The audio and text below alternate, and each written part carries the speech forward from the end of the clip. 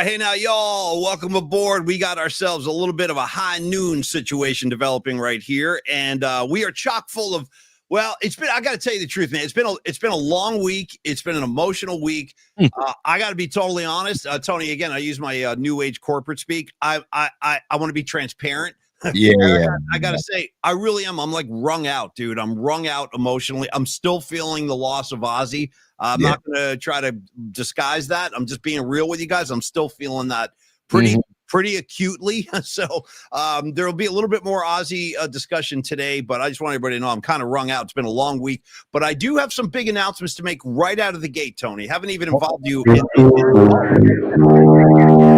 I need to know right out of the gates before you get to your announcements, and feel free, we can bring Takashi to the table before the announcements. But Paulie, what your shirt says, I survived. This was given to me by a listener, a KMBR listener a few years back. It's when Candlestick, we just talked about Navarro Bowman's Pick at the Stick, the final game.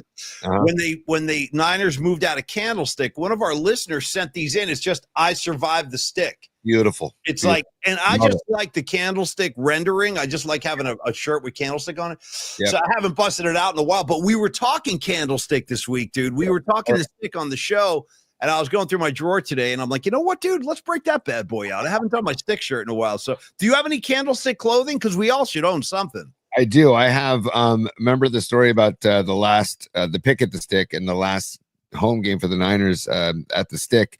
Was that Monday Night Football game against the Falcons, and then we went to the Stadium Club, and Murph bought a bunch of T-shirts that said "last call" at the Stick, and then Murph forgot that he bought them because we did a really good job that night of emptying out the bar, and Murph forgot he bought them, and then a box of T-shirts showed up on his front door like 2 weeks later. It was pretty funny. I have that. I've got an old Candlestick shirt with like all memories of like what went down at the Stick. Yeah, dude, the Stick for life, man. And don't ever take that sign off of 101. If anybody does, I'm coming after you. Or if anybody does, it might be me, so I can hang it in my garage. Because I agree with you, Tony. That thing is a freaking landmark. It should be honored. I don't want to get too emotional with the Stick. I'm dealing with enough on my plate with the loss of Ozzy. I can't deal with the Stick and Ozzy on the same day. But I got to say, special announcement real quick before we dive into the show today. For all you VIPs, man, we've been a little bit tardy.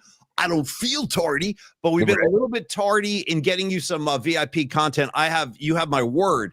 This afternoon, maybe early evening, I'm going to send something out to all the VIPs, a little private thing between me and y'all, and look forward to that. It'll be late afternoon, early evening tonight. You VIPs have not forgotten you. Going to give you some extra cool stuff tonight coming your way.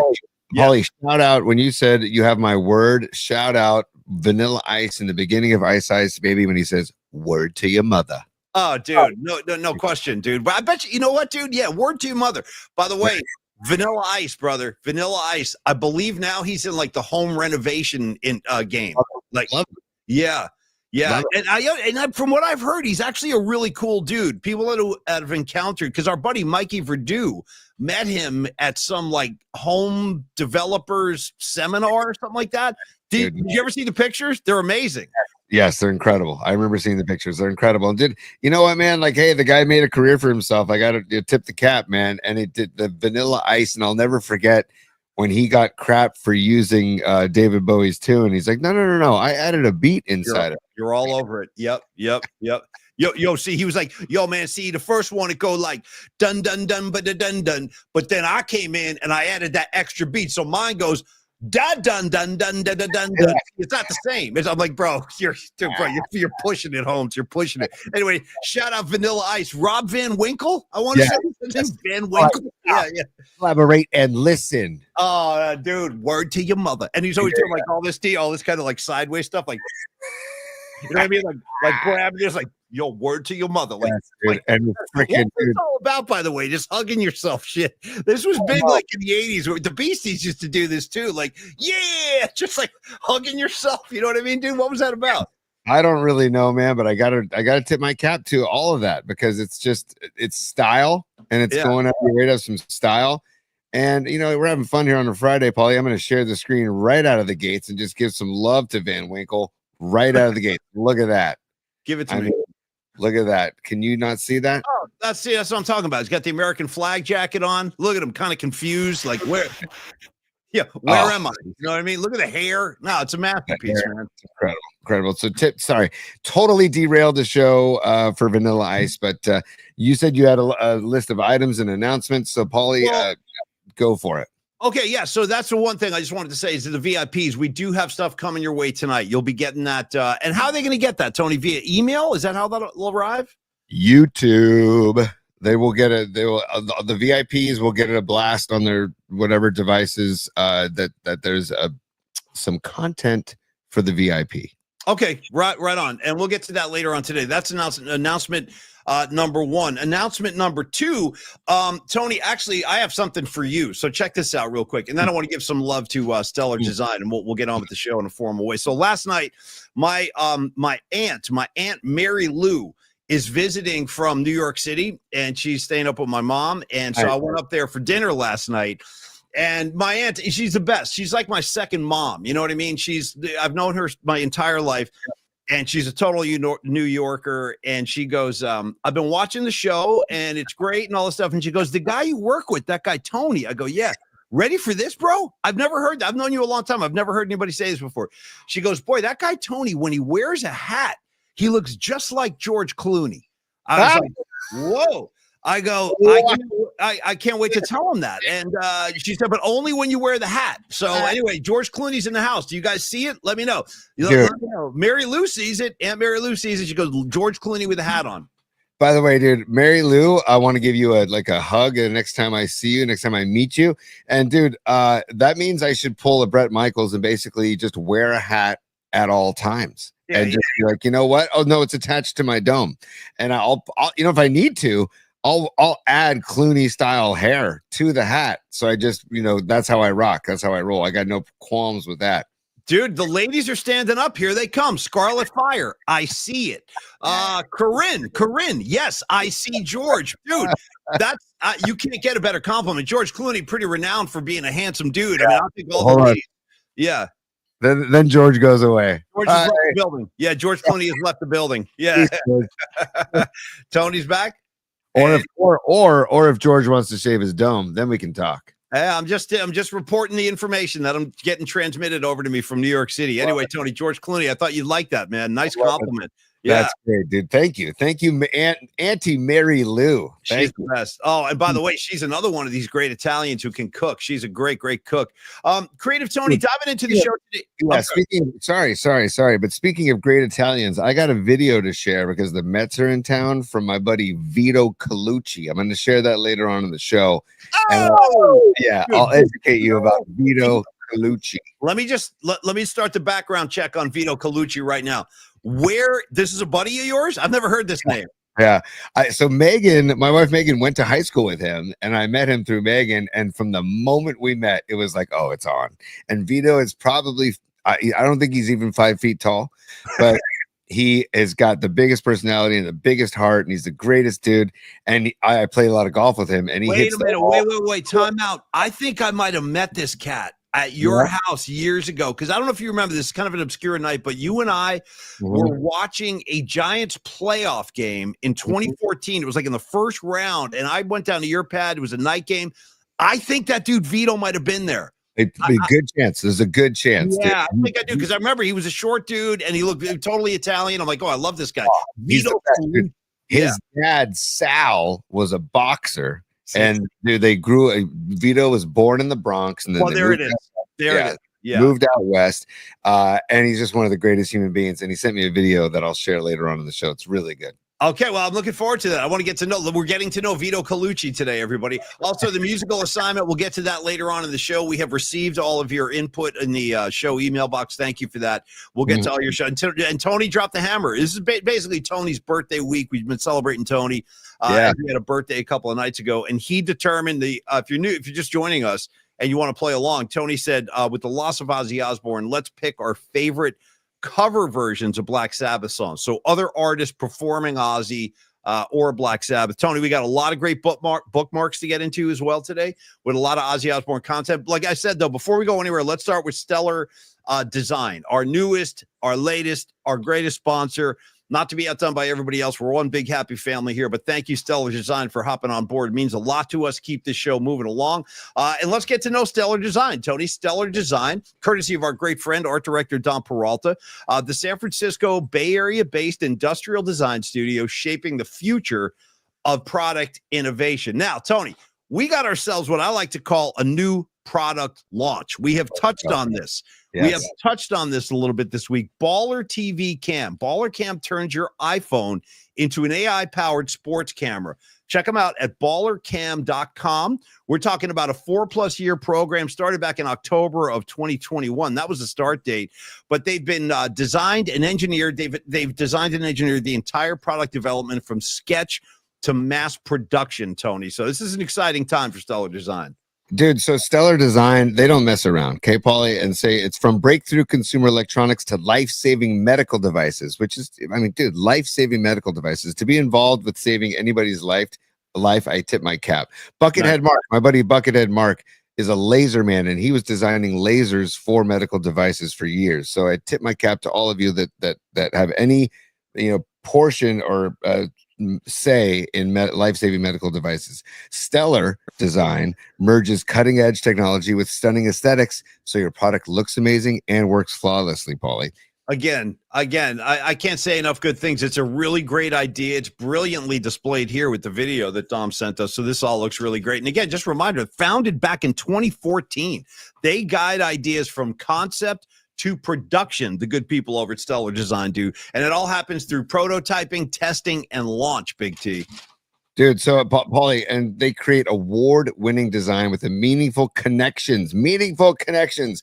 We don't want to work with people if they're not about connection from person to person, interpersonal connection. So they're all about meaningful connections between people, product, and brand. Whether you're an individual with an idea, a startup, or a Fortune 500 company, Stellar offers a partnership to achieve out-of-this-world design, Paulie. Visit Stellar Design and make design impact. You can contact Dom Peralta, one of our favorite dudes on the planet, behind Stellar Design, Dominic at stellar.design. And Paulie, also on the screen, we've been scrolling about another new product from Stellar Design. This is the Smarter Plant Care Goha. So check out Goha. All right, this is another that we've been scrolling this as well while we're talking too. And it's basically looks like it's cleaning plants and stuff, dude. Which, you know what? I'm all about the indoor plants because I love that vibe. I love that energy inside the home. And look at this. This is Smarter Plant Care from Goha. So this is also through Stellar Design, Paul. Tony, you've seen my enthusiasm for the botany community has skyrocketed over the past couple of years. I'm not even kidding. You've been inside my kitchen, dude. I got all those plants up on the windowsill now. I'm all about the plants. I talk to them. This week I've been playing Ozzy songs for them. I'm always going like, how you guys like this? You guys like Ozzy today? We're going to do some Ozzy. And I'll let them know. I'm talking to my plants. I hate to break the news, guys. Ozzy checked out last night. So here's what we're going to do. We're going to have a lot of Sabbath going on today. So I talk to my plants. I think they respond. I'm just throwing it out there. I think they can feel it. They know it, and they grow. And by the way, props to Ray Goodman. He's dropping some plant comedy. He said, good. With that new device, now I can watch my basil grow. You know what I'm saying? I'm all about it, dude. And by the way, shout out fresh basil from the garden. Nothing better. Nothing oh my God. We have some on the window. We have some on the windowsill here, and I just pick some every day. I just pick some. I'll eat it plain. I'll just eat it plain. By the way, also the website for Goha is gohaplantcare.com, GOHA plantcare.com if you want to check that out as well. But Paulie, if you go online, there was an experiment of 3 plants on a windowsill. One plant the person yelled at and screamed at and was nasty and mean. They're being abusive to a plant, which I wish I could have intervened on the plant's behalf. Yeah, but bullying plants now. But this was an experiment, right? So he was bullying this one plant. He was nice to another plant, and then he just kind of ignored the third plant. And of course, as you would guess, the plant that was being yelled at was like literally almost dead. The plant that was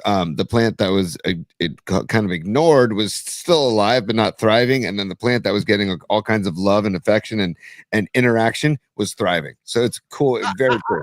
Let me ask the question to the community: what kind of a sick son of a bitch abuses a plant? You know what I mean? What kind of sick bastard do you have to be? And imagine just walking in and looking at your plants and being like, yo, what are you looking at, mother effer? You know what I mean? You start yelling at your plant. I would never do that. Anyway, like I said, I've become a friend to all things green, all things in the botany community. I'm a big plant fan now, Tony. Anyway, I just wanted to throw that out there. From cactuses on down. From cactuses on down. You know what I mean? Ferns, whatever you got.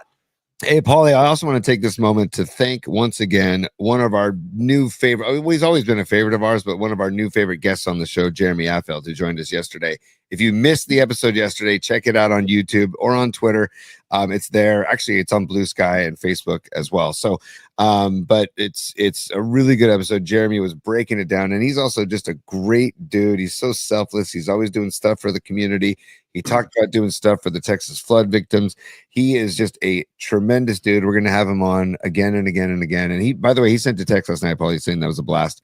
It was really fun. I hadn't seen him in a while, man. I haven't seen Jeremy in a while. It was great catching up with him and great talking. But you know what I really took away from that? One of my big takeaways from the Jeremy piece yesterday. And like Tony said, if you missed it, one of the great things about this format is you can just pull it down from YouTube, from Twitch. It's on my Twitter feed. It's all over the place. You can find it easily. Yeah. But I was so glad to hear him just denounce the Ghost Runner.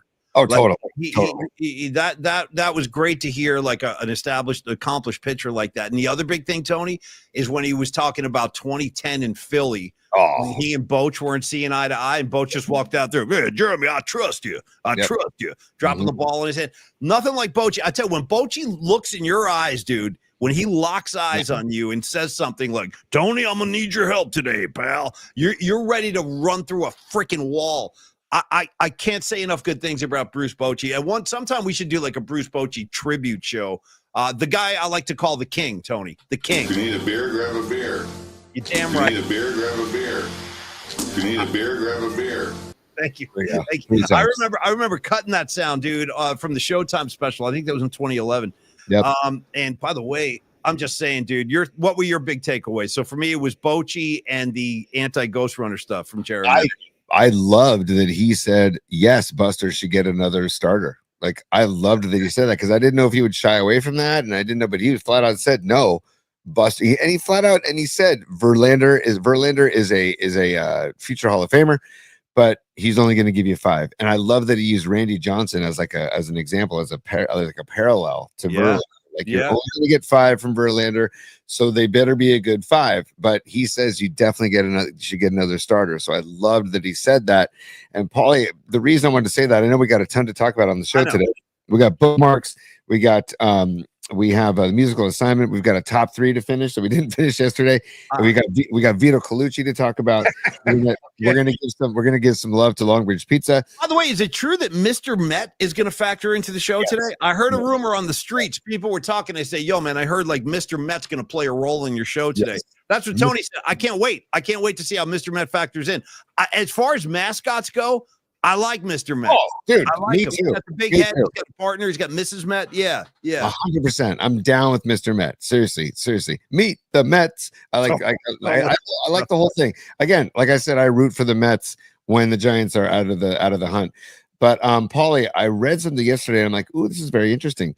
Do you remember the Giants pitcher Zach Littell? Yeah, I do. I remember exactly what it looks like. Yeah. Well, there's chatter that the Giants might be looking about bringing him back because remember he got into it with Gabe Kapler and there was a whole Kapler came to take him out and it was a bad vibe on the mound and then they released him. A lot of bad vibes with Kapler and honestly I don't think he was a very personable skipper. That to me is a big part of that job is reading the room, looking at the personalities, knowing which lever to pull for each guy because each guy might require a different kind of motivation. I don't think Kapler was like that. Yeah, looking at the computer printouts going, well, it says here that you hitting the ground outs 75% of the time. You know what I mean? I don't think you had the personal touch, Kapler. Dude, by the way, Matty Balls, welcome to the show, Matty Balls, by the way. He says Mr. Met has definitely called Steve Moskowitz for tax advice, dude. Hey, great to see Matty Balls. One of my favorite names on the feed, by the way. And Rags checking in. What's up, Rags? Rags checking in from Jersey on the golf course. He goes, it's a thunderstorms out here. Rags, you know what I like to say? If the thunder don't get you, the lightning will. Shout out to the Wheel and Jerry Garcia, never far from my mind. Tony, also, I'm a week out, dude. I'm a freaking week out from the Golden Gate Park shows. That's going to be my other big announcement, but I'm going to save that until I get to the Longbridge spot. More. Yeah, I want to get back to Zach Littell because I think the Giants, dude, Giants might be pulling the trigger on bringing him back. And I was like, at first, I was like, I don't know about that, And okay, because he became a free agent after the 2022 season, and then the Rangers signed him, minor league deal, and then they traded him to the Red Sox, and then he was designated for assignment with Boston, and then he was claimed off waivers by the Rays, and the Rays turned him into a starter. Yeah, and dude, right. Yes, okay. So he's had 75 outings with the Rays, and he has a 3.67 ERA that includes 63 starts, and he's got a 3.53 ERA in 20 starts this year. So I don't know, dude. Like we might be seeing Littell back on the bump in the Bay, and I'm not against it. So, and by the way, the weird thing about Kaepernick, by the way, is first of all, he shaves his forearms. He doesn't.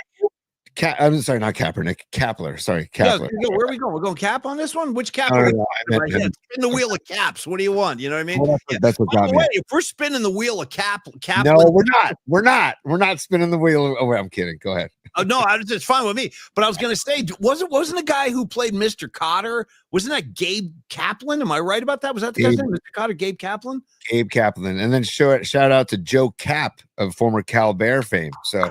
We got Joe Cap. I got Gabe Kaplan, Gabe Kapler, and then Colin Kaepernick, the big four. I like to call those guys of Caps. Yeah, the big four. Tony. The one thing I did want to give Kapler love for is that he started the whole mental health awareness program with the Giants, and I loved that about Kapler because he was might have been a result of doing interviews with Murph and Mac. He might have been like, you know what, dude, after talking to these D-bags, I'm going to have to set up something for my own kind of well-being, because we had him on. I saw somebody mention this on the text line a minute ago. One of the great Kapler, because by the way, dude, Murph could push a guest to the point of saying shit like this. I don't remember what Murph was. Oh, I think he was saying yeah, Gabe, I saw a video you posted, you're walking around the city, you're eating food, and Murph said something like, I always imagine you must be like a big burrito guy. And then Kapler, his answer goes, oh, really? Is that what you think? Is that what you think? He was like, do you remember that? He goes, oh, really? Is that what you imagine? Yeah. Dude, also, I got to give Pine Needle some love because, first of all, Pine Needle is such a great contributor to the show. So thank you for always, throwing your hat in the ring and giving us love, Pine Needle. He says, and he's reminding people that, dude, Littell was kind of in the wrong in that mound altercation with Kapler, because he's right. I remember that because Kapler Littell would not give him the ball. Yeah. And then he kind of flipped it at him, and it's like, that's dude, when they each patted each other on the ass too. I think Kapler smacked him on the butt, and then I think Zach hit him back. It was really awkward. The whole thing was really awkward. Maybe there was something going on behind closed doors between Littell and Cap that maybe they explored something. Which, hey, if they did, look at these inferences going on here. Listen, I'm all for exploration, dude. I've been on to explore. Give me Aaron Kask, by the way. Let's explore him as a super real quick, Tony. He's riffing on a Friday. Aaron Kask, I needed mental health help after watching Kapler's brand of baseball, bro. Me and you both, dude. It was tough. Nothing personal. Nothing personal. Let me give you a strange but true tale of Kapler in San Francisco. True story. So what was his first year skippering? 2019 maybe? 19. Yeah, it was 19. So at that time, the KMBR employee parking lot was interestingly it was 2 blocks from the building, the one up on the hill where Murph yelled at you about the Dodgers. That one, remember that one? That was a whole other thing. Yeah, I walked up the hill one day, I heard Murph screaming. I'm like, whoa, you can't throw that out there. I'm gonna deliver. I'll pay that one off in a second. I'll pay that one off. So what was the name of the street where the parking lot was on? That big hill, the steep hill. God.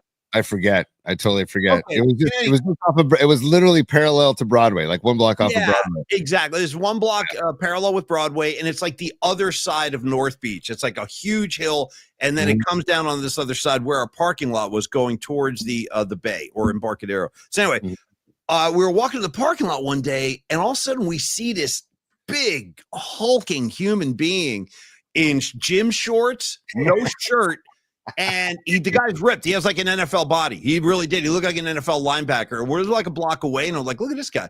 And then he stopped at the bottom of the hill and he sprinted up the hill. Sprinted. And I go, wow, that's somebody's working out. That's got to be, maybe that's one of our new linebackers or something like that. Do we get closer? It's Gabe Kapler. Just doing sprints. Tony, shirtless. Shirtless on the streets of San Francisco. And we actually told him, we're like, hey, Skip, just so you know, man, that you're running right by the KNBR parking lot. That might not, you might get, riffed on. And then, of course, I did. But it was just one of the more unusual things. Something you never saw Dusty Baker do, something you never saw Bruce Bochy do. Tony, if I may, for you old school heads, something you never saw Joe Altobelli do. Okay, what I mean? Joe Altobelli wasn't going shirtless and running uphill. Paulie, it's amazing. I have sound of you yelling at Gabe Kapler. Hold on 1 second. Oh, good for you. That's right. That's right. So, you yelled at Kapler when he was running up the hill, I think.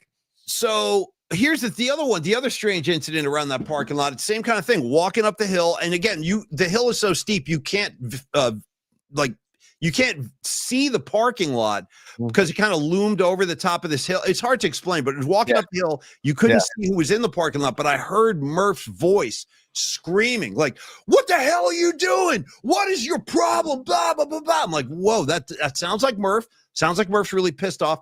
I get up the hill. I take a left into the parking lot. He's going face to face with Creative Tony, screaming at him, like at noon on a Thursday or something like that. And when I got up there, I'm like, whoa, what's up with you guys, man? Everybody chill. Why don't everybody just take a step back and chill? And Murph's like, this guy, he's over here betting money on the Dodgers. And wasn't that the nature of the beef? Yeah, you can explain it better, but that's what I saw. Dude, he was so pissed. It was when the Dodgers won the World Series. I'm like, dude, I'm betting on the Dodgers because if they win, I want to at least make money off of them winning. And if they lose, then I'm stoked that they lose and I lost the bet and whatever. That's fine. But I feel like if they're going to win, why not at least make money off of them winning to at least have some sort of joy from them winning versus like being so pissed off that they won and I can't even like make money off of it. So, but he did not grasp the concept at all. And it's funny because my uncle Paul Tonelli, who he and I we always talk about different wagers together. And he was like, Tony, I absolutely agree with what you're doing. And matter of fact, I'm jumping on with you. Yeah, and well, you guys are like businessmen. Like Murph is a passionate fan. Like he doesn't look at it because he doesn't bet. He's not a bettor. So you guys are looking at it like a business opportunity, but Murph doesn't see that. Murph just sees Dodgers. And he thought that I was actively rooting for the Dodgers. I'm like, no, dude, that's not the thing. No, I wasn't rooting for the Dodgers, but I'm saying if it's like a silver lining to the Dodgers winning is to be able to win some money from it. But I definitely was not rooting for the Dodgers. I'm like, you know what? Take this as like a payment. I'm like buying their loss, basically, is what I was saying to Murph. I'm like, dude, if they lose, I bought a loss by the amount of my bet. Say it was like $100 bet or $50, whatever it was. Like I'm buying that. But if they win and I get to turn that $100 into $250 or whatever, I'm stoked. And you know what? I'm gonna go. I'm stoked. Yeah. Right. Yeah. Right. And at least there's a silver lining to the Dodgers winning the World Series. So that's what that whole altercation was about. And by the way, Paul, you know what? I love this show. Tell me. I have a ton of notes here, dude. Oh, me too. And I never get to them. I never get to my notes. I know. The last thing I thought we'd be talking about would be Kapler, Gabe Kapler, and all the Kapler riffing. But by the way, I do have to do this too, Paulie, just in fairness to the show. You know how Don Peralta is our art director of the show? Yeah.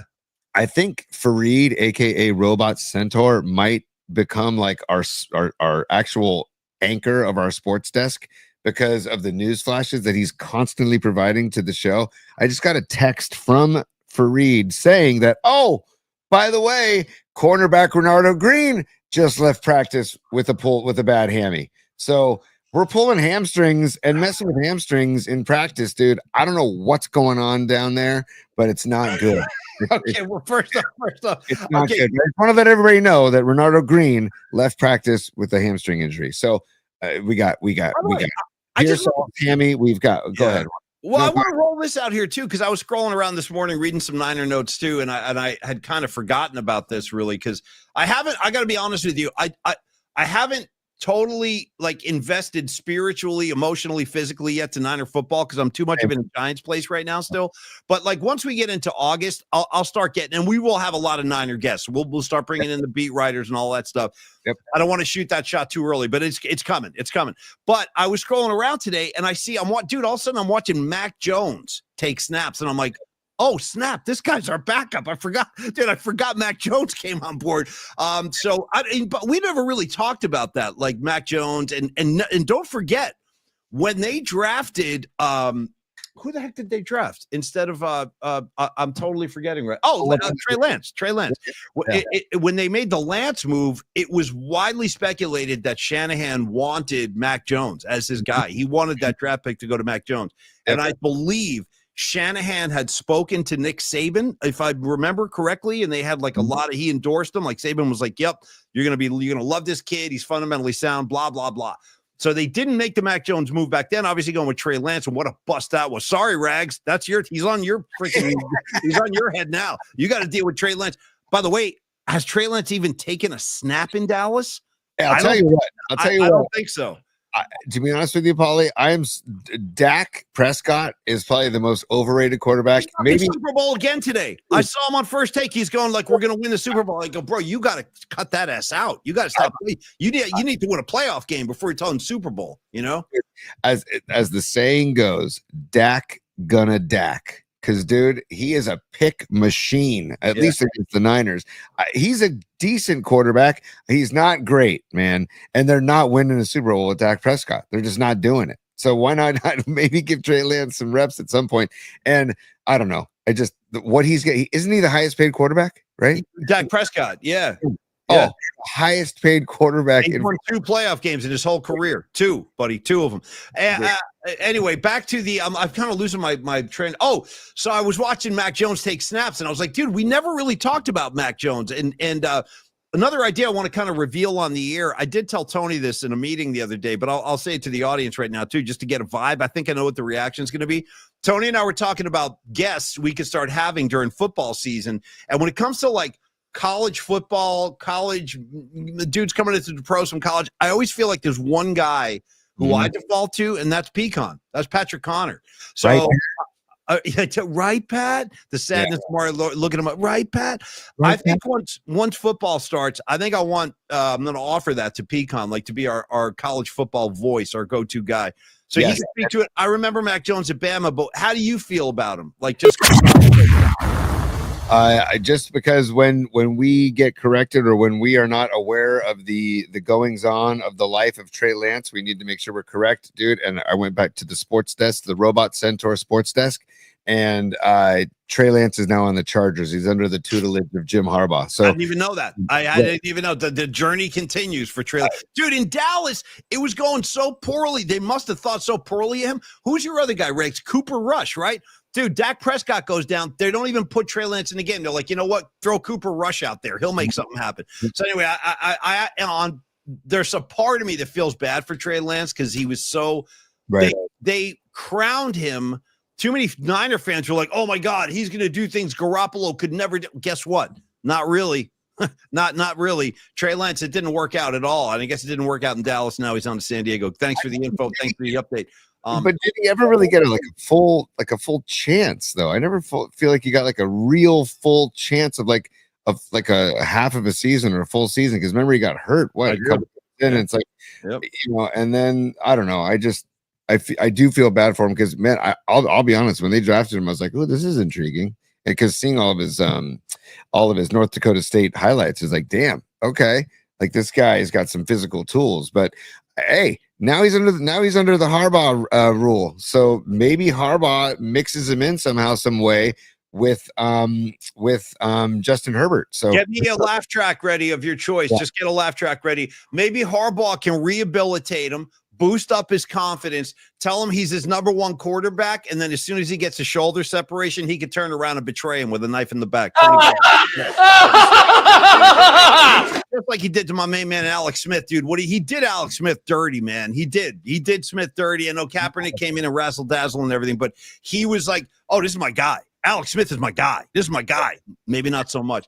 Escobar, what's happening, man? Escobar the third checking in. Soft tissue injuries tell me these guys didn't keep working through the 40 days. Yeah, you might have a good point there because Tony asked, what's with all the hammies? And you're an athlete. You tell me, what does that mean, Tony, to you?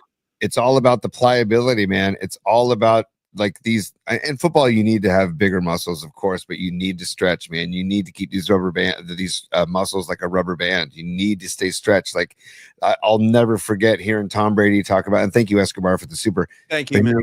Hearing Brady talk about like he never wanted to get like ripped. He always wanted to make sure his muscles were stretchy, were more like rubber bands that could withstand all of the trauma of football. And I don't know, man, like these injuries are troublesome, and they put pads on Monday. So it's going to be very interesting to see how this progresses. And gosh, I'm knocking on wood on my wood table right now because the injury bug right now is starting to bite the Niners, and it's not cool. So I'm hoping it's a minor, but anytime you hear hamstring, dude, the recovery seems to be a lot longer than you would like or hope. So Renardo Green is the latest. If you're just joining us, Renardo Green, cornerback 49ers, latest to leave practice with a hamstring injury. So, Escobar says maybe didn't keep working out through the 40 days. He could be right, man. I don't know. The stretching is so key, dude. I stretch every day, multiple times a day. I really do. I stretch ever since because I had a really bad back injury like 25 years ago, and after that, I became a religious stretcher. I do it every day, multiple times a day, and I highly recommend everybody do that too. Tony's right. You would do yourself such a great service. You will help yourself avoid so many injuries to all over your body, not just your back or your legs. I'm telling you, stretch it out, man. Stretch it out as often as possible. Makes you feel better physically. You really do, by the way, running with scissors checking in. Happy Friday, PMP Army. Dude, I love it. Running with scissors. Happy Friday to you. And yes, Paulie, the foam roller is my lifesaver. And also, if the days that I don't stretch, I feel it. I absolutely feel it. If I can't get a stretch in. And by the way, Robot Centaur from the sports flash desk again. We're gonna go maybe like Robot Centaur is like the Kate Scott, John. No question. We got to get him like a mic flag, a PMP mic flag. You know what I mean? Yeah. So he can we can go to him and he can check in. Hey, Tony, Paulie, just reporting the breaking news in the NFL. You know, giving us the report. He says that Vikings wide receiver Justin Jefferson has a mild hamstring strain and will be reevaluated next week per Adam Schefter. I love it, dude. So keep it coming, Robot. Thank you, Robot, and thank you for the update, man. Corinne is a super, Tony. Let's give her some love. Yeah, Harbaugh screwed Alex.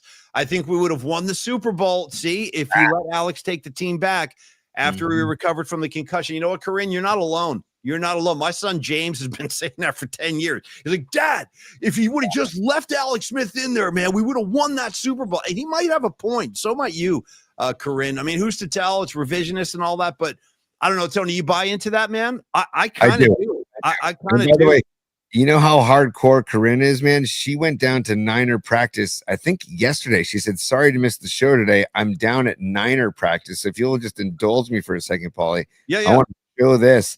This is what Corinne sent us yesterday because this is Corinne down at Niner practice yesterday. So there it is right there.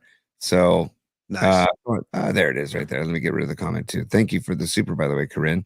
And you're right about that. But there you go. So Corinne down at Niner practice yesterday. That's how hardcore she rolls. Go Niners. And there's a second photo too. Yeah, there you go. Much love, Corinne. Always a pleasure. And thank you for supporting the show. Nice shot. Nice shot. By the way, everyone's got the big bubble helmets on now. Yeah, they do that. Oh, by the way, look at Nicky Bosa with his hot pants on the far left. You see him over there? Just Niner hot pants. And by the way, that's one guy who doesn't miss a workout. You can say whatever you want about Bosa, but that dude's body is he's one of the most incredible human specimens you'll ever see. Yeah. Maybe his body fat percentage is it might be dangerous. It's so minuscule. You know what I mean? You're supposed to have some fat on your body. Nick Bosa's not having it. He's like, no, I'm just all granite, all concrete here. And by the way, hey, Nick Bosa, do me a freaking favor. Sack the QB for me, man. Oh, I had to use hush tones. I don't want to get him pissed off. Just sack the QB. And I might see him at Golden Gate Park next week, Nicky Bosa, along with George Kittle, this new crop of 49er deadheads. Speaking of, Tony, let's go to Longbridge Pizza.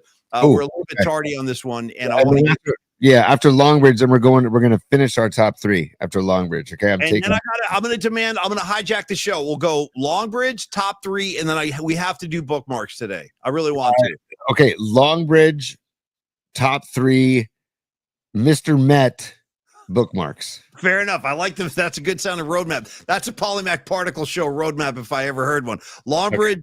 I already forgot. What am I doing here? We're going to go Longbridge. Oh, top 3, Mr. Met, and then the bookmarks. That sounds good to me. It sounds appealing to me. I hope you guys like it. I dig it. Yeah. Anything involving Mr. Met. All right, Tony, here we go. Longbridge Pizza. Listen, we love you guys. You know how it is down there. Neil Donardi, the head honcho.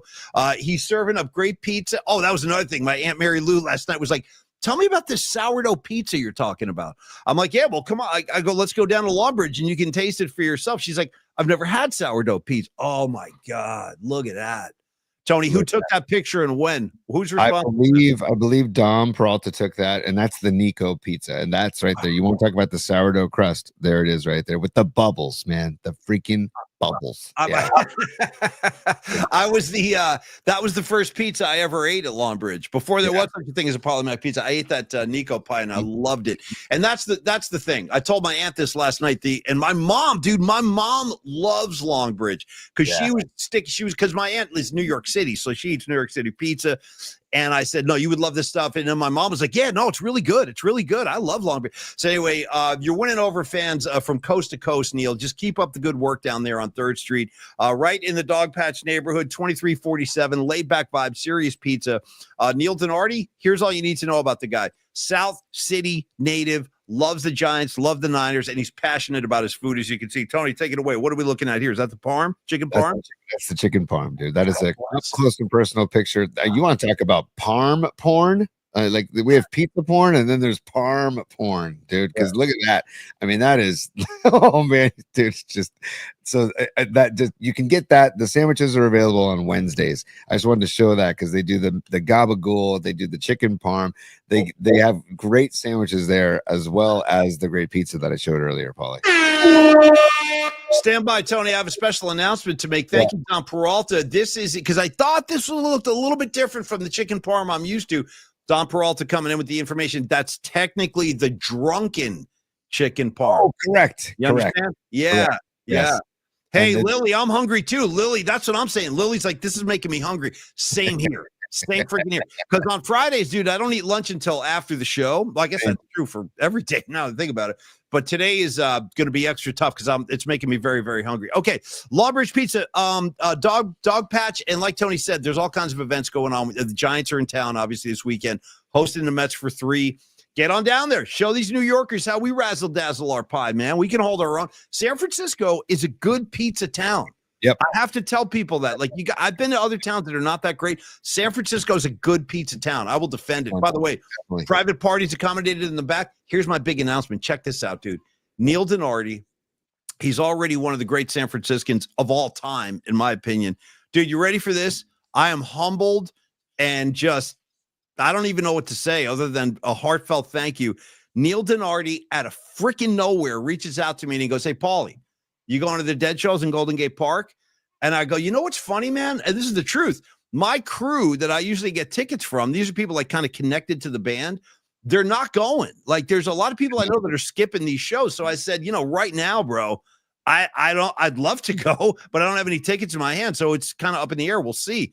All of a sudden, Neil goes, bro, I got something for you as a birthday gift. And he freaking hooked me up with that tickets. Neil Donardi.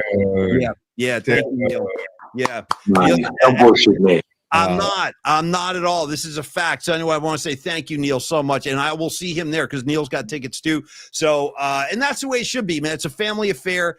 The real Deadheads are going to show up, and I'll have to show guys like Nicky Bosa, and we're going to have to do that together. Neil, guys like us, we're going to have to guide Kittle and guide Nicky Bosa. By the way, let's hope those guys don't get dosed. You know what I mean? I don't want to deal with a dosed Nicky Bosa running around confused and angry. Like that would be like Lou Ferrigno when he turns into the Hulk in the old Hulk television show, man. Maybe it would pacify him. Maybe he would like start painting pictures and stuff. You know? That's the hope, because I see him out on like Fulton Street just throwing cars.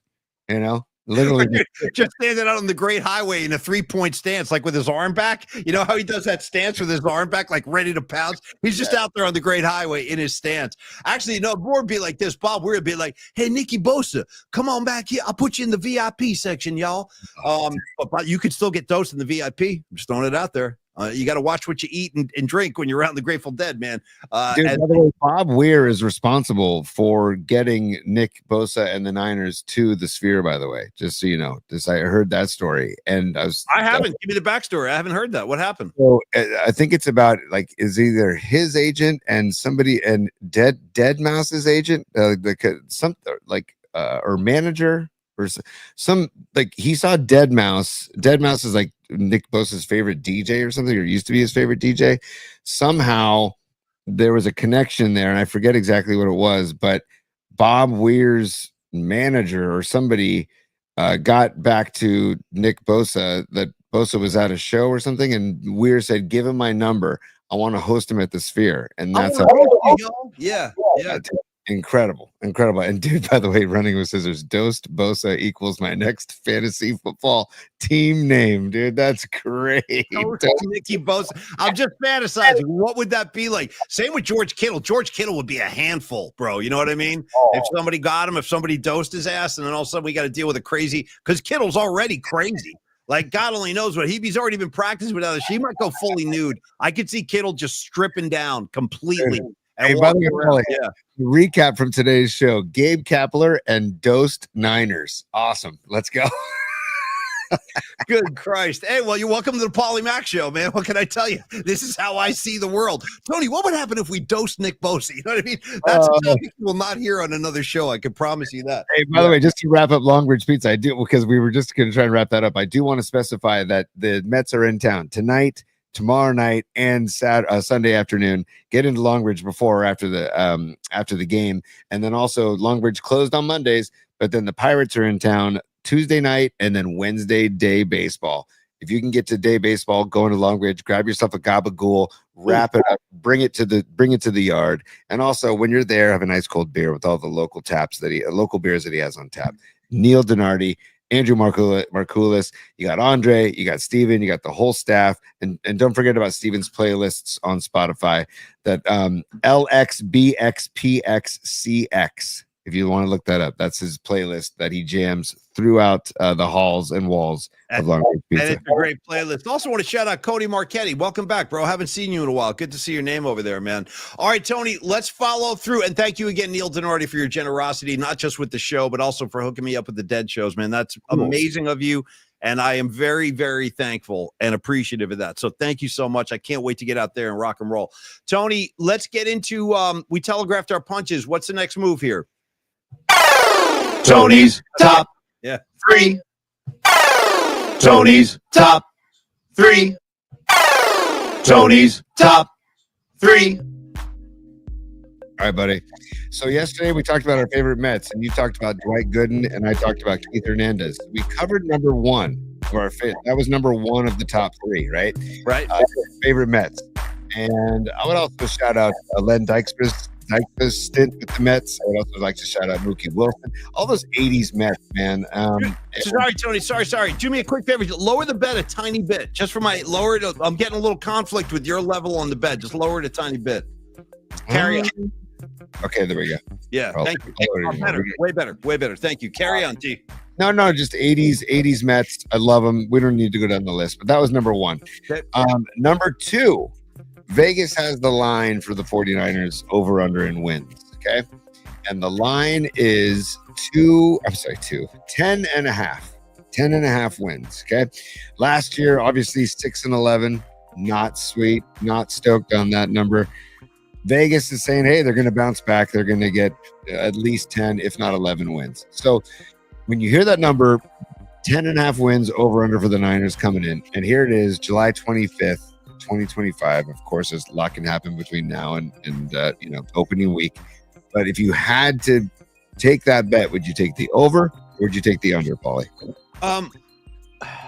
Well, first off, no, I'm thinking about it because it's hard to I learned a lesson last year, which is the Niners had so many injuries last year that obviously nobody could have predicted or would have predicted or couldn't see coming, but it really obviously affected their season. Tony just mentioned 6-11. Provided everybody is healthy enough to be on the field, I think 10 is pretty reasonable. I think I'm just being realistic. I think if everything goes well, they win 11 games. That's being optimistic. But I think 10 is very reasonable and very realistic. I think somewhere between 9 and 11 is what we're looking at this year. That's my vibe. Now, I hope I'm wrong. I hope they win 12 or 13 games, but I think I would cap it at 11 for me. What about you, T? Isn't that why Vegas is just incredible? Because they're spot on most of the time. It just trips me out, man. Shout out Ace Rothstein from Casino, the Robert De Niro carry, handicapping games all over the place. Yeah. I freaking love it. Great call, dude. By the way, sorry, this is a total derail, but I saw Matty Balls. He says, if you're talking Mets, shout out Benny Agbayani. Oh, I remember Benny Agbayani. Yeah, absolutely. From Hawaii, I believe, right? A Hawaiian dude. Yeah. That was our Darren Chan lookalike for 100%. 100%. Years. So I just wanted to give that a shout out too. But Paulie, I like the 11 as well. I mean, I think it might be a little lofty, but I like the 11. So I just, I think it's hopeful for 11. But the 9 or 10 is definitely realistic. But if I had to place the bet, if I had to place over under, I would go over. I would go over. Too. I'll take the over. Just feeling optimistic. I think they're going to want to establish themselves in not only the NFC West but the entire conference this year. So yeah, I'll take the over as well. T. At the end of the day, I'm taking the over. Great. All right. So we're going to put $5,000 on the over, Paulie? We'll just, Sure. If you want to put it down on my behalf, be my guest. Yeah. As long as I get a piece of the winnings, Holmes, then I'm happy. You know what I mean? Yeah. Oh, by the way, the guy that's pitching for the Mets tonight is actually named Holmes. So you got Logan Webb going up against Holmes. That's a good omen for us. Yeah. Dude, I love, the guy who's pitching on Sunday for the Giants? His first name is last name is Decided. He's really good. He's got nasty stuff. Decided. You'll like him. Yeah. But that tells, I don't know, that also tells me that maybe something's cooking. And I saw that they're interested in that Orioles catcher as well. So it's like, man. By the way, the word undecided might be like the biggest hot button word of all high school seniors in the country. But like when your parents and your relatives and your grandma's like, where are you going to college? Where are you go? Well, I'm undecided. I'm undecided. Drop a lot of undecideds in my day. What are you going to do after college, Paulie? I'm undecided. I don't know. Maybe see some Dead shows. You know what I mean? I don't know. Where are the Grateful Dead playing? I'm undecided until I get the tour date. Yeah. Exactly.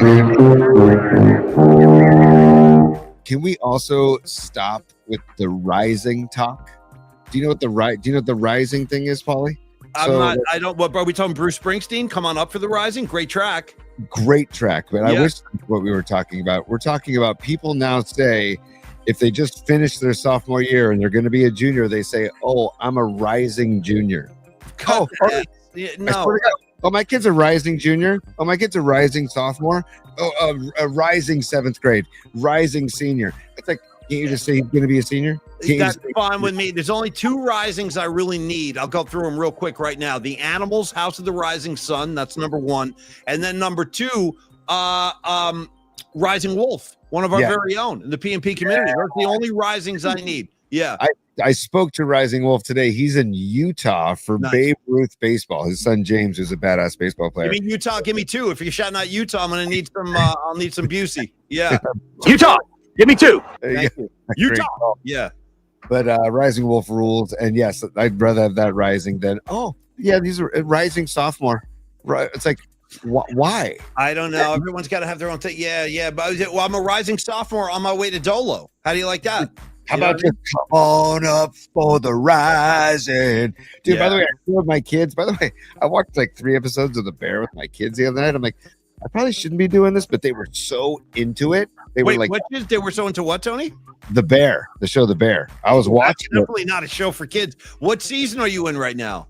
I'm in the season 4, the final season. So I've fallen head over heels in love with that show. I can't get enough Bear, and I love the Bear himself. I love all these guys. You know what I really love? Oh, dude, you know what I found out? If you guys watch The Bear on Hulu, I highly recommend it. First of all, the main character, Jeremy Allen White, I love this kid. Amazing. I love him. And I love that he's going to play Springsteen. Dude, did you know that big dude, like the heavy guy with the neck tattoos. Yeah. Dude, in real life, he really is like a renowned chef, apparently. No way. Yeah, he's a world-class chef and monster Grateful Dead fan. He's a huge Deadhead. Yeah, I just found that out. Yeah. Dude, Paulie, do yourself a favor, and when you're done with the show, after we put our music on Spotify, our musical assignment, search the Bear season soundtracks, because the music they play on the Bear is just fantastic. Dude. I've heard the Stones. I've heard Pearl Jam. There was something the other night that really got me. I couldn't believe it. I was like, whoa, I forget what the track was. But you're right. It's a great sound. That show is very, very well done. Very well done. Just episode 2 of season 4 had Love and Rockets going. And I'm like, dude, and it was great. It was like, and they do those montages while the song's playing. Anyways, the whole point of me bringing up the Bear was because I was watching with my kids. But then I said to the kids, hey guys, look at how versatile the actor, I think it's Jeremy Allen White. Is that his name? Jeremy Allen. That's right, Jeremy Allen White. Yeah. I said, look at how versatile this guy is, and I showed them the Springsteen trailer, and they were blown away. That it was, he was this stressed out chef, and then I'm like, that's acting, you guys. That's acting. Look at this guy. He's just an amazing actor. He actually sounds like Bruce too. Like I saw a clip of him singing "Born to Run" in the movie, and it's really him singing this kid. I was like, that kid sounds just like Bruce. Like that's pretty crazy, man. Dude, so have you seen the Feast of Seven Fishes episode yet? Oh my God, bro. Driving the car right through the wall. Shout out Jamie Lee Curtis, bro. Shaking, smoking butts, shaking, yelling at everybody, get the F out of my kitchen. Bro, it's mayhem in that house. Mayhem. You know who else? Shout out to Richie, bro. Shout out to cousin Richie. I'm a Richie fan, dude. Richie fan, big fan. Yeah. But no, the mom, dude, Jamie Lee. Oh my God. Get out of my kitchen. Get out of my kitchen. Smoking butt. Oh, yes. I've seen Seven Fishes. Amazing. Amazing. The big guy's like, what are you going to do if I throw this fork right at your head? What are you going to do? You know what I mean? Several times. And the guy's like, you know what it is, though? You're nothing. You're nothing. He keeps telling him he's nothing. I'm like, this guy's going to get stabbed in the face with a fork in about 10 seconds. Yeah. Yeah. Dude, the main reason I wanted you to see that show is for that episode. So I'm glad you saw it, man. It was incredible. Seven Fishes, it was incredible. Probably the most memorable show of the entire run so far. I'm just about to start season 4. I'm late season 3 right now. Nice, dude. You're buzzing through it. Good for you. Stop. I'm totally hooked. I cannot stop. I can't get enough Bear. Yeah. It is a great show. It is a great show. But moving on to number 3, we've been talking about this all week, and I finally am going to get to this, Paulie. The topic, remember, number 3 on the Tony's top 3 can be a wild card. It doesn't have to be sports. Yeah. Although this is loosely sports because it's talking about swimming. This is about the I don't know, the tradition at public pools known as adult swim. Yeah. So last weekend I was in Tahoe for my son's wooden bat tournament. Super fun. We played 5 games. It was great. The whole team and all the families stayed. Fun, super fly, super freak. Tony, go ahead. Yeah. Fantastic. I hit them all. Yeah. You did. And we all stayed at North Star. Yeah, like people just would rent, like share cabins or rent places in the village, whatever. We all stayed at North Star. Yeah. North Star has 2 different pools. And one is like for property owners, one is for like the public, whatever. So you rent time at the big pool if you want to do like a barbecue. So we do a barbecue at the big pool. And all of a sudden, the pool's crowded with kids and adults and everything. And all of a sudden, the whistle goes off. And I'm like, yes, adult swim. I'm going to go for a nice swim right now. I just had a beer. I'm going to go for adult swim, nice swim. And then the lifeguard says, everybody out of the pool. It's a swim break. And I go, what the hell? What does that even mean? I've never heard the term swim break. What is that? I go, what the hell is a swim break? So Megan, my wife Megan, goes over to the lifeguard and says, what is that? Like, this is usually when adults swim. And he goes, yeah, we no longer do that here. It is a new policy because kids reported to us that they felt discriminated against during adult swim. So when I say those kids, well, you come see me when you paid your taxes, you get your ass kicked out in the world for a few years, paying tuition. I'm not so concerned about the kids' feelings at that point. Let me get into the pool and cool off. I'm a grown man, for Christ's sake. Like, I feel like I got to speak on behalf of the grown-ups now. You know what I mean? Come on. Paulie, I was so floored. I could not believe. I felt like we were getting punked or whatever. I could not believe. But the kids are getting too much now. Okay, if I make like I'm gonna come in with the angry parenting routine. But I do feel like there's too much entitlement going on now. Get out there and earn it. You want to get in the pool, earn your way into the pool. Wait through the Adult Swim like everybody else, and then you can every time you can splash. You can do your hijinks. You bring in the rubber ducky, whatever you want to do. But the parents, you got to let the adults have a break at some point. I think. And the adults need that little break. And literally, Adult Swim is only 10 or 15 minutes. That's right. Anyways, yeah. So you get the 45 or 50 minutes of the hour, kids. Yeah. The adults just want 10 or 15 minutes to go for a couple swims. Maybe you want to do a couple laps without having to swim through 7 different puddles of piss that just happened. You know what I mean? Yeah, so, dude. And Noemi, I see you on the chat, and you nailed it. She says, you know that it was the parents who complained, and probably because the kids complained to the parents, and then the parents says, okay, we'll talk to the people. And it's like, are you? I've seen some pretty outrageous stuff, dude, that's been going on. Like, I saw a kid I'm just telling you what I've seen out here. This is the kind of stuff that makes me say, like, what is going on? Like, not only with what's going on in the world. Like, so I'm in the grocery store, and I'm sure you've seen things like this. There's a kid who's rifling through like juice boxes. He's maybe like 7, 8, something like that. Yeah. You got the mom, you know what I mean? She's like totally distracted. She's doing something else. And the kid's over here causing a ruckus. And then the mom said, because somebody said something like, your son is like throwing juice boxes on the floor. Yeah. The lady goes, he's just expressing himself. Dude.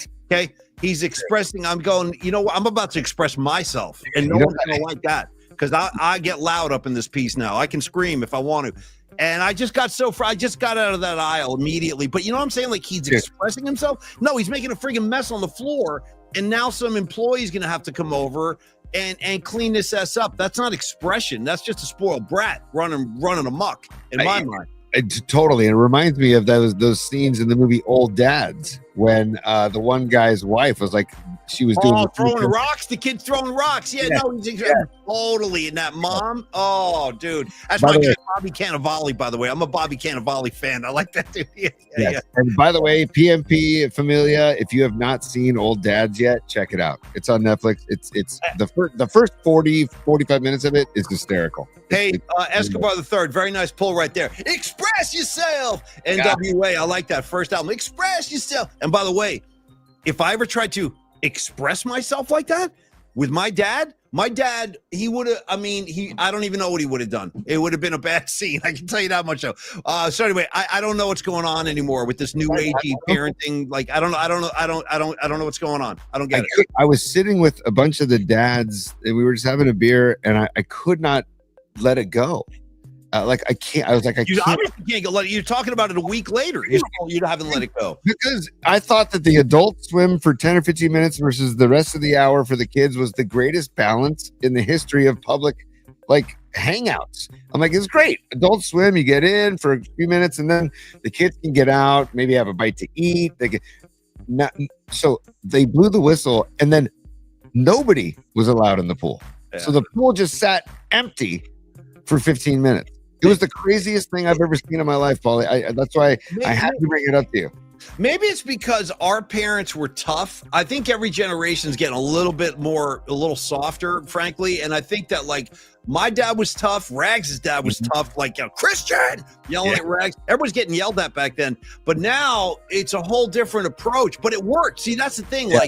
I don't know. The methods that my parents employed, it did work. I graduated high school. I graduated college. I got a job. I pay my taxes. You know what I mean? I learned how to, you're not going to get everything handed to you on a platter. And you got to go out there and earn it and find your own way. And I think a lot of kids are not really getting that message now. They think when I graduate high school, there's going to be a line of people waiting to reward me with riches and jobs and girlfriends. No, that ain't how it works at all. You'll see. So anyway, we're going to do a parenting thing today. It's kind of an odd turn. But it all started with Adult Swim. Yeah. And shout out to the wooden spoon and shout out to soap in the mouth, which is what I got both as a kid. And you do that today, and Child Protective Services is probably going to be at your front door. And I also want to say shout out to Redwood City Elks and San Mateo Elks because they would still believe in Adult Swim.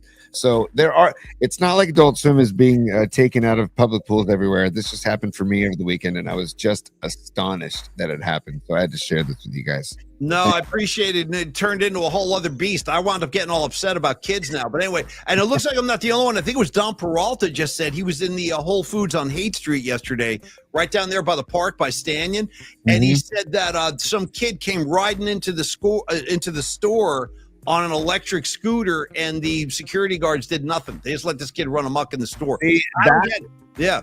That's what gives the scooter nation a bad name, Paulie. And I represent the Lime Scooter Nation. And if you ride them responsibly and properly, then there won't be, such bad. It wouldn't get bad press like this. But this jackass, 12-year-old jackass, goes in and he feels like he owns the place. It's like I hope the security guard bounced him out of there. Rags heard the story about the kid on the scooter in Whole Foods. A one-word response: douche. That was the response. That's all. Rags, you hit that one on the head, buddy. And by the way, Rags' dad, Rudy, from the Philippines, he ain't playing that S. He ain't play. He was an old, dude. Shout out to Rudy and Bob. My dad, Bob, Rags' dad, Rudy. Rest in peace to both of them. Great men. I miss my dad all the time. I do every single day. Yes. Oh yeah, dude. Yes, Paulie. Yes. Yeah. Much love to your pops. Seriously. And to Rudy Rags. That's awesome. Paulie, just to keep the show moving, we talked about Vito Colucci earlier in the show. Vito Colucci is the guy I need to see again because the name, it's a Hall of Fame Italian name. Go ahead. He is a dear friend of mine, and he knows that I love fish, and he knows that the Mets are coming to town this weekend, and he sent me this video from his cousin, who's a huge fish head. Look at this, dude.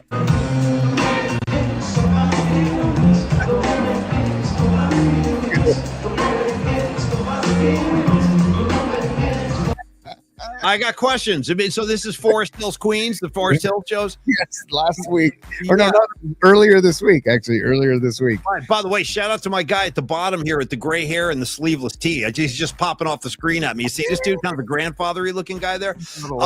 Here's my question. Was this sanctioned by the Mets, or are these just like imposters? Is that like the real Mr. Met? I don't think it's the real Mr. Met, but in my mind, it's the real Mr. Met. And he's got Mrs. Met too. He's got his wife with him right there. It's a couple. It's a twosome. I love that, dude. Just one more time for your head, and then we'll move on. I'm seeing more cool stuff now. Shout out to the two women who are just dancing with them. Like no irony involved at all. There's a girl like in a white. Yeah, look at the girl in the black hair. And the white shirt, she's just boogieing with Mr. and Mrs. Met. Like there's no irony involved. She's dead serious. Watch this again. Dude, hold on. Let me get it back, Paulie. This is great stuff, dude. Come on. Oh, where'd you go? Oh, it ended. Hold on. Yeah, look at the girl in the white. She's just getting into it. Yeah.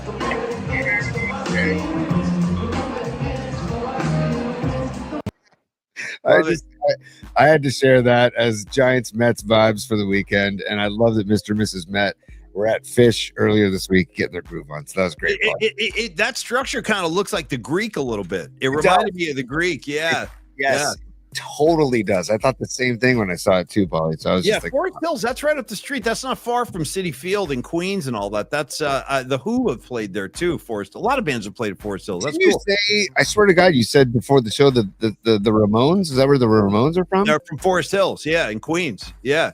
Joey Ramone, Dee Dee Ramone, all those guys, Johnny, Joey, the whole gang. They're all Forest Hills kids. Yeah, man. Yeah. All right, so Paulie, before we wrap, do you want to go through some bookmarks, or do you want to go? Let's just do a couple of Ozzy things. There's so many nice Ozzy tributes this week, and I think some of these are going to surprise you guys. By the way, Matty Balls, you guys have great lines too. Matty Balls, amazing divorced energy coming off Mr. Met, bro. Mr. Met, divorced energy. Hey, he's getting loose with all the fish girls. You know how it goes, man. Okay, Tony. A couple of these tributes I thought were really, really cool. And just since we're doing a Sabbath assignment today, I thought it would fit in kind of nicely. Good way to wrap the week up. Absolutely. Let me just share the screen. I'm not going to do the open because time's a factor. Okay, and you might have to kill the ducks too, because some of these have sound. I'm gonna. Let me just do one thing at a time there, Paul. Stand by. Just because it has to get. There we go. And let me get back to the bookmarks now. Sorry, the control room.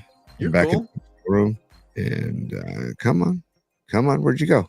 I don't know. It's all good. If you can't pull the trigger today, it's okay. No, I paused the music. I just wanted to pause the music. That's all. Okay. So, oh man, sorry, dude. This is just.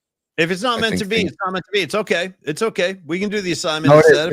Oh, dude, I put this in here. Did you put this in here too? I don't think so. This no, is, dude. This Okay. is not me. I did not do this. I don't know what this one is. This is, well, you'll see. This is just, okay. I'll let it play for itself. Make sure the music's on or the volume's on.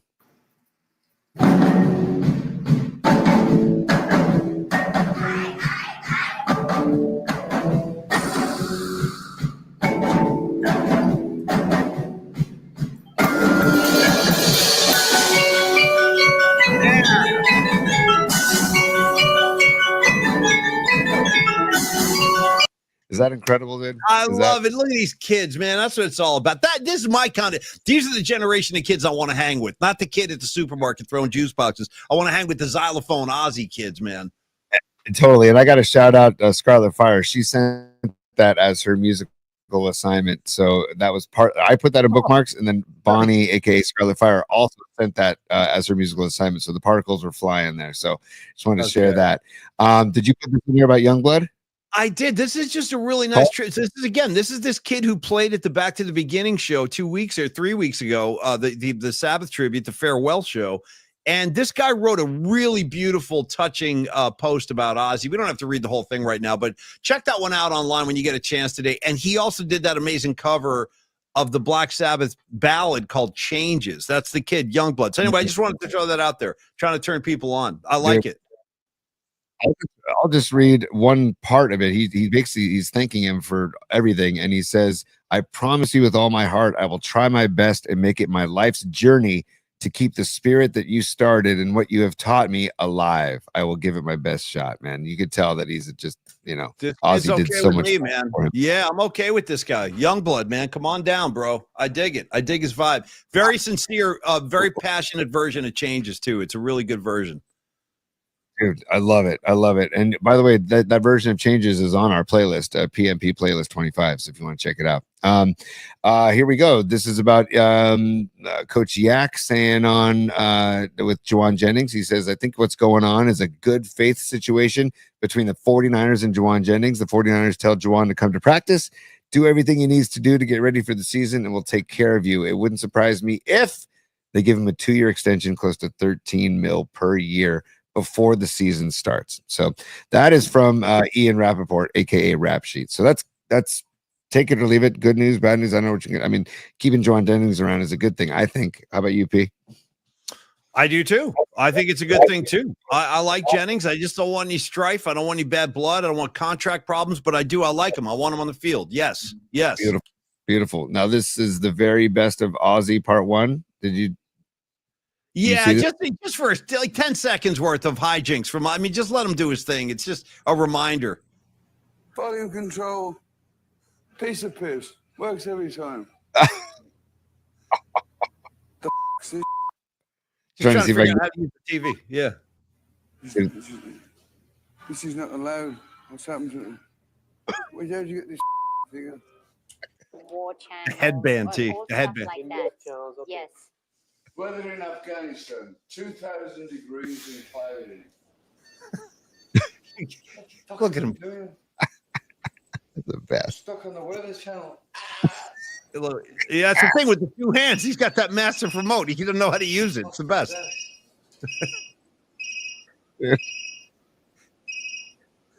Oh, this would be good. I haven't even seen this. That should. Come on. We're only buttons to give you a fucking blowjob as well as come on. All right, okay. Well, you get the you hear what he said right to his kid. Look at his kid Jackson there. Yeah.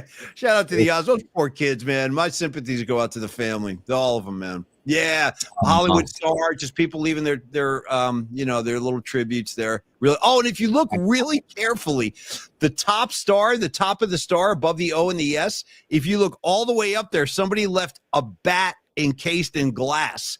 That's a bat in a glass case on top of the star. Yeah, you can blow it up. You can see it. Yeah. That's incredible. I don't think I can blow it up anymore. That's all good. Yeah, it's all good, man. incredible, dude. I mean, the outpouring of love, man, just goes to show you, dude. Okay, so odd coincidence. This one says Lemmy's last show, December 11th, 2015. Lemmy passed December 28th, 2015, 17 days after his last show. Ozzy's last show, July 5th, 2025. Ozzy passed July 22nd, 2025, 17 days after his last show. So very, very, very interesting coincidence there, Paulie. That's wild. That's one of the most gangster perfect exits of all time. Like, I played my last gig and I'm letting go. I'm out. Like that. There's no, as far as like the code of being a musician, you can't do it any better than that. By the way, look at the artistic renderings of Lemmy's warts. By the way, you got the warts on. You see that? Yeah. The warts. That is a great shot right there. I don't know who's responsible for doing that, but that is a great shot. I can see Dom pulling something like that. By the way, well, I don't want to give it up, but Dom is working on something for the show and for his own archive. Yeah. So this is kind of what I'm talking about. Like, this is a tribute that came on stage from talent and characterful gift to the world who was Ozzy.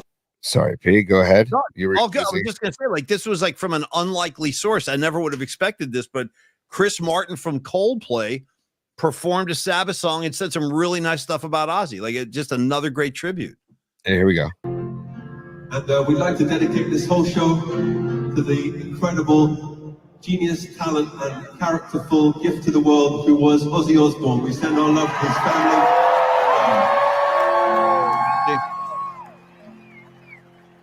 I feel unhappy. I feel so sad. Really pretty, man. I got to give it up. That's I nice. lost the best friend I ever had. Oh, gorgeous. Just gorgeous. Real nice. You know what I mean? It just speaks to how beloved. That's a nice little photo. Look at that thing.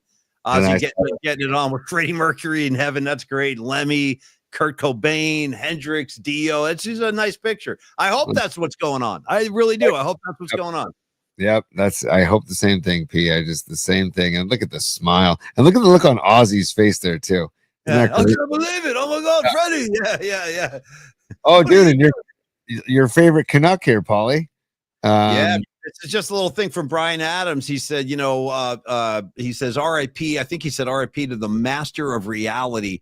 And he said Paranoid was a couple of my favorite early favorite records in the basement when he was a kid. And he actually, Bryan Adams took the photo of Ozzy's tattoos on his finger. So that photo, courtesy of Ozzy, of Bryan Adams. Yeah, really cool. Let's do one or two more. We can do the assignment and wrap. Yeah. And Paulie, how many times did you put those letters on your hands? I did it all the time. Yeah. A ton.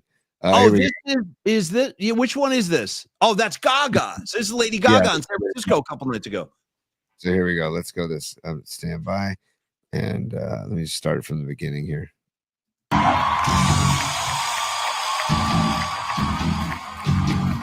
Good.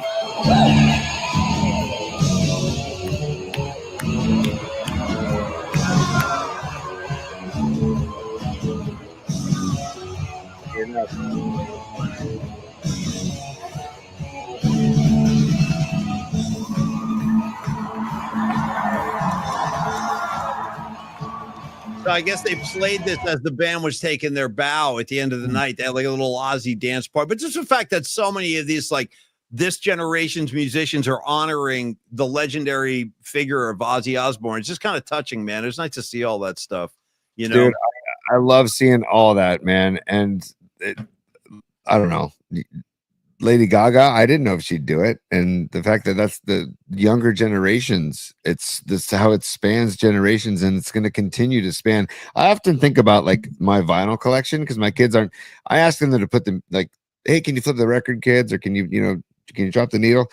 But they're not nearly as into vinyl like I am. But I do look forward to the day years and years down the road, and they're like, oh, let's see what was in Dad's record collection, and see, and then they go through like my Black Sabbath collection. You're like, what? Let me see what these guys were all about. That kind of thing.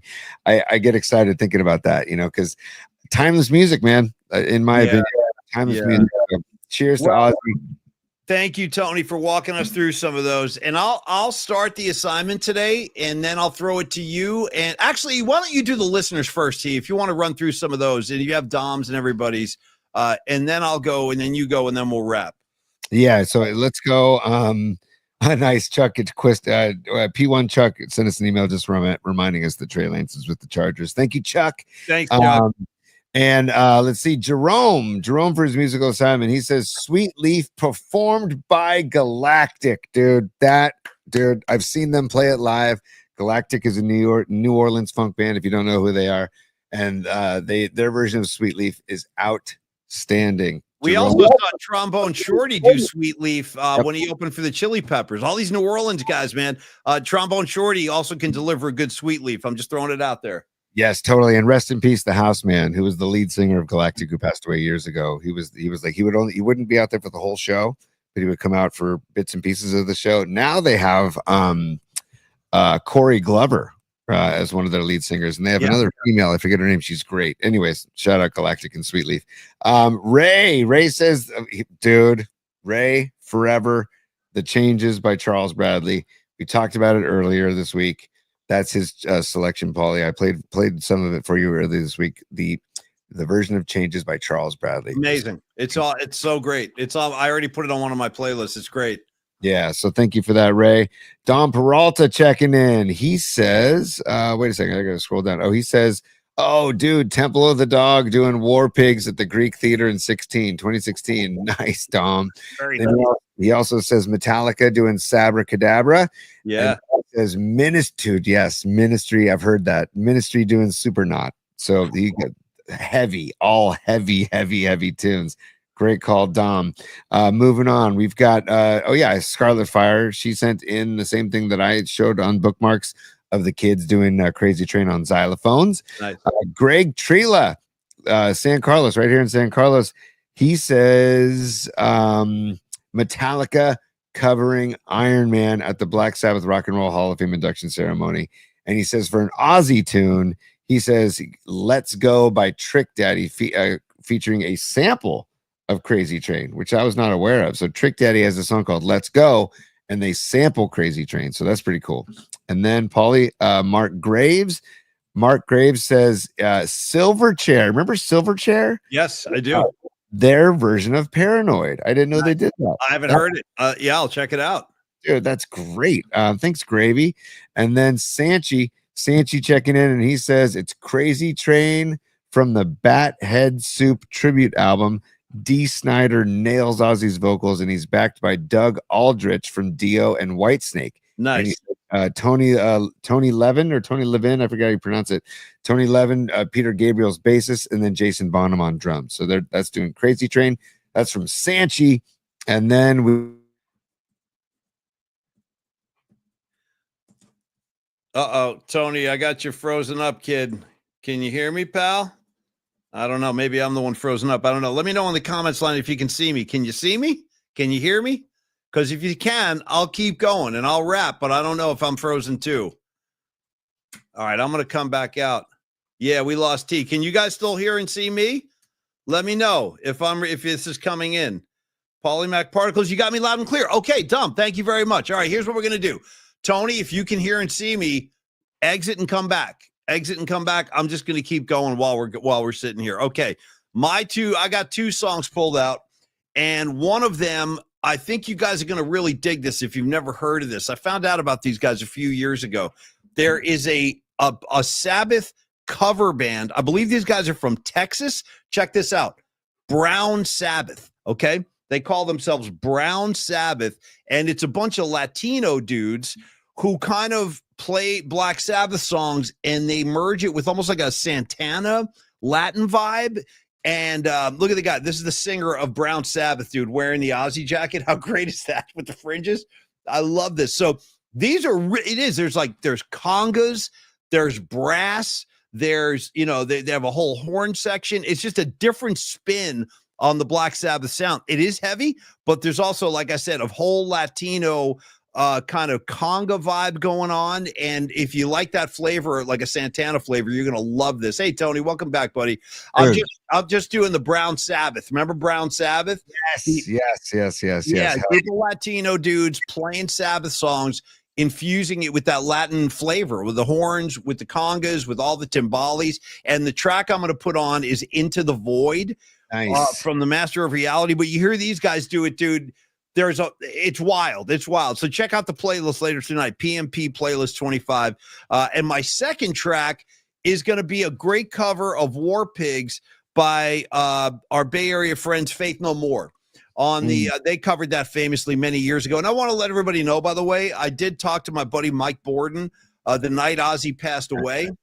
This is one of the rare people. He actually has played drums with Ozzy. He's played drums with Black Sabbath when Bill Ward couldn't tour. And I can just tell you this without getting too deep. And I'm going to ask Mike next week. Maybe he'll come on. Maybe he'll come on and we can talk to him about Ozzy and his experiences with Sabbath, but only if he feels up to it. He was actually very, very upset. He just played at the Back to the Beginning show. He was over there with him with the whole band a couple of weeks ago, and he couldn't stop raving about Ozzy as a human being and what a gigantic kind of legacy he leaves behind. And one final note, if you're a Faith No More fan, a Mike Borden fan, I thought this was pretty amazing. We started talking about different Sabbath records. I told him, I go, dude, Mike, I got volume 4 on right now. You know what he said? He said when he was driving to the stadium in Birmingham to do the gig, he was listening to volume 4. That's how he got pumped for the gig. And then he sent me a picture of the t-shirt he bought at Winterland when he saw Sabbath on the Technical Ecstasy tour. Okay. Jeez. Actually, let me see if I can pull this up real quick for you guys. I don't think he would mind me showing this to you. Let me show you. This is wild. So he's like, yeah, dude, because he saves everything. And he said he's had this since 76 Winterland. I'm going to find this. Stand by, Tony. This would be worth it. Just give me a second here. Yeah. Where are you, Mike? There he is. Okay. Get ready for this. So this is, again, Mike Borden's Sabbath shirt from the Winterland at a gig he saw. Look at this. This is the shirt. Dude. Yeah. Oh, that's incredible. A little closer. A little closer. A little closer. Yeah. Little closer. Yeah. Oh, geez, dude. Wow. That's incredible. That's Mike's shirt from the Winterland. Anyway, so there you go. Faith No More doing War Pigs and Brown Sabbath doing Into the Void. Tony, wrap it strong, buddy. Let's go out strong. I was going to try and honor Escobar and Noemi. Noemi, I just want to real quick say she says Postmodern Jukebox covering Crazy Train. Wow. So that's pretty wild. Never heard it.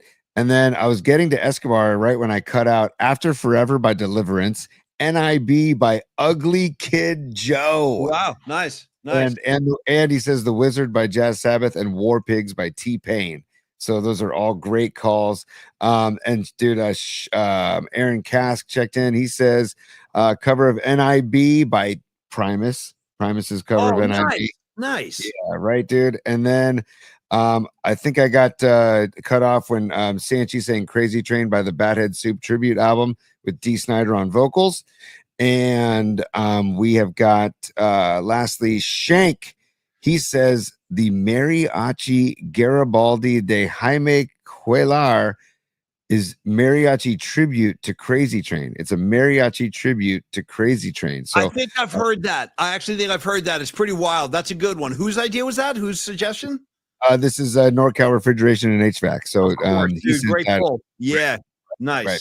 And Paulie, because you already have a War Pigs and Into the Void, I want to just give recognition to Soundgarden's version of Into the Void and also Cake's version of War Pigs. And by the way, Cake will be a top Mount Tam for Sound Summit in what, like 6 weeks or whatever it is. I bet you anything they play War Pigs up there. I bet you anything they play it at that with gig. Horns, dude. They get horns going in the War Pigs. It's freaking fantastic.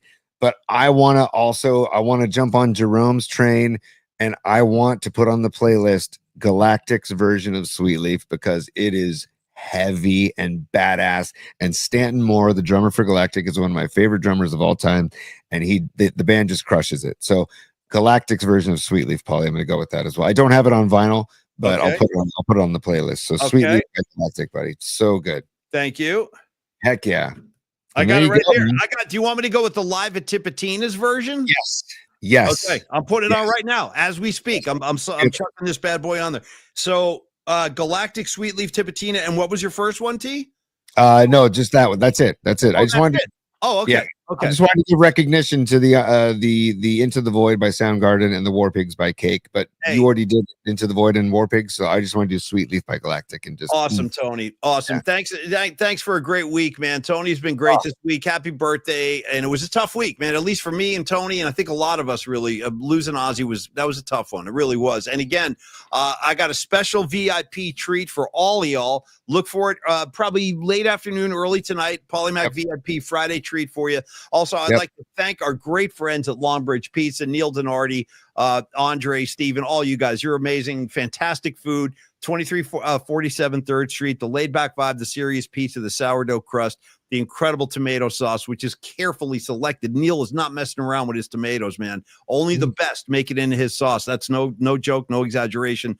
Stop on by Longbridge this weekend. If you're going to a Giant game or you're going to Chase Center, enjoy some great food before or after your next event down that part of the city. And then I also want to thank Tony, the great work from Stellar Design. I mean, listen, Tony and I have been all the better for getting acquainted with Don Peralta. He's done so much for the show, and we've given you a taste of his talents. I mean, this kid is really, really talented, and he's got this Baller Cam. Check out the Baller Cam information at ballercam.com, and all of your questions. There it is. Welcome to the show. Phone ring. And then if you have any questions for Dom, all you have to do is, I collapsed it. Wait, hold on. Sorry about that, Tom. Wait, sir.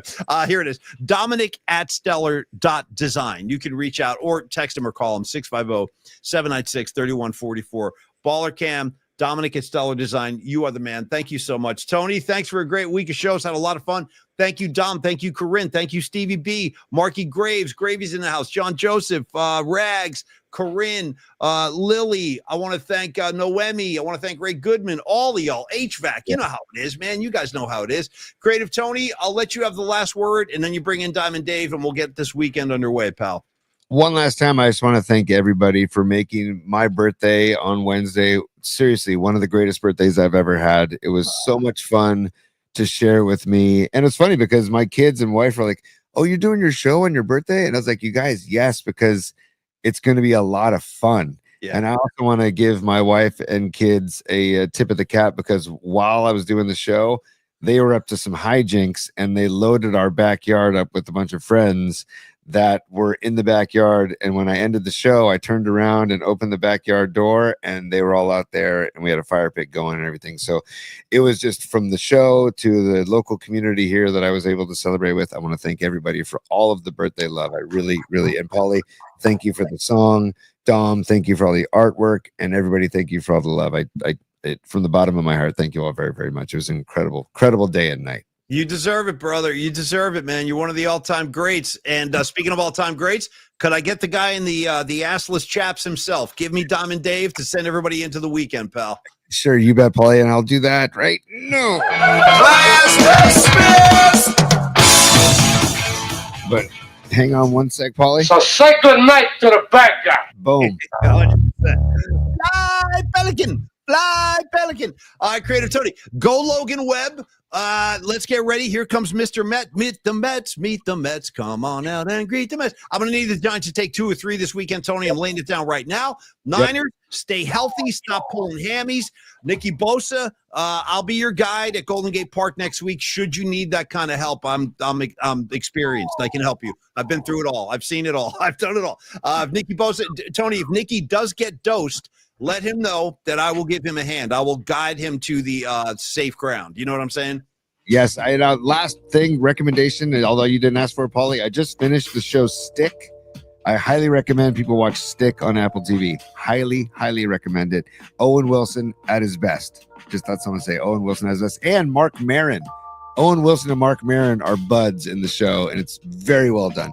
Paulie, once you finish The Bear, go watch The Stick or go watch Stick. I can't take my eyes off The Bear right now. I'm in love with that show. I really do. I can't get enough Jeremy Allen White. When I look at that kid, I go, yeah, I dig it. I can relate to this kid. I know what it's like. I've been there. All right, you guys. Thank you everybody for hanging out with us this week and every day when you guys are around. It means a lot to us. Thanks for supporting the show. VIP treat coming on later today. Tony, enjoy the weekend. Go Giants. We'll be back on Monday at 11, y'all. Cheers. Have a good time this weekend and be safe. We'll see you Monday. Cheers. Yeah, peace, y'all.